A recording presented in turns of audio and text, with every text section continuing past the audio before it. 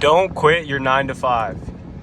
Your 9 to 5 job is honestly one of the best wealth building tools that you have access to because you get that consistent paycheck every single month.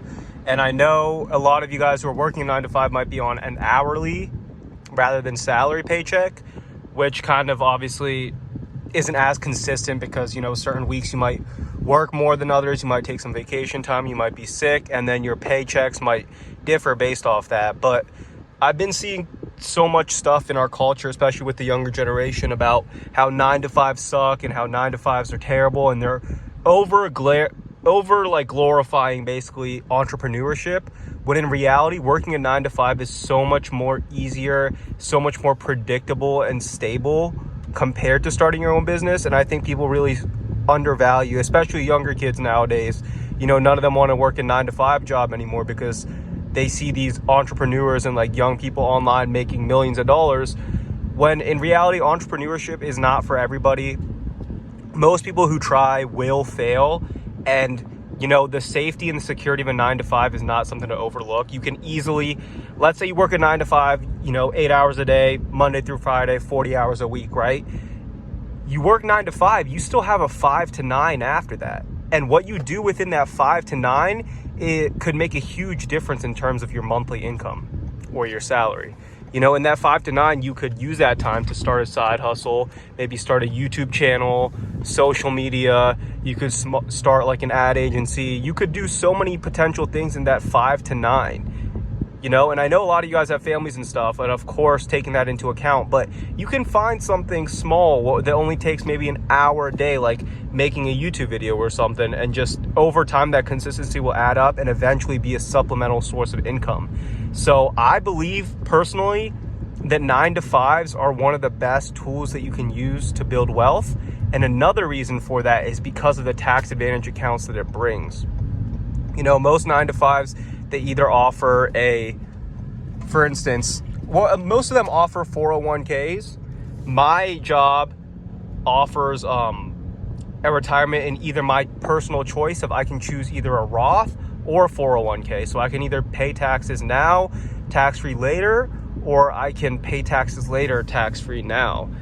And, that's a really good benefit that 9 to 5s provide, which entrepreneurship on your own necessarily can't provide.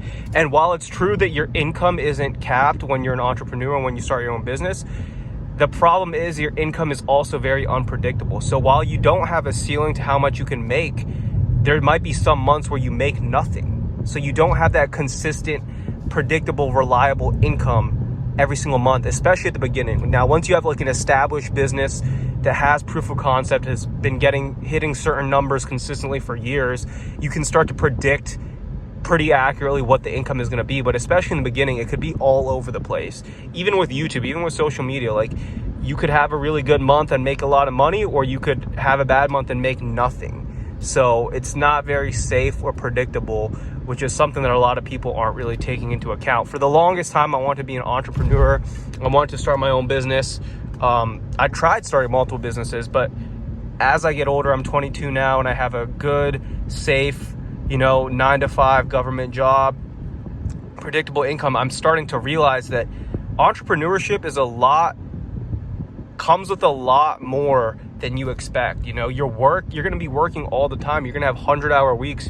Your work is going to follow you home, so even while you're off of work, you're still in a way working. You're going to be thinking about your business all the time. I mean, think about it. If you create your business from the ground up, it's your baby. You're going to care about it like it's literally like your child. You're going to be thinking about it all the time. It's always going to be on your mind. You're going to think about ways to improve stuff.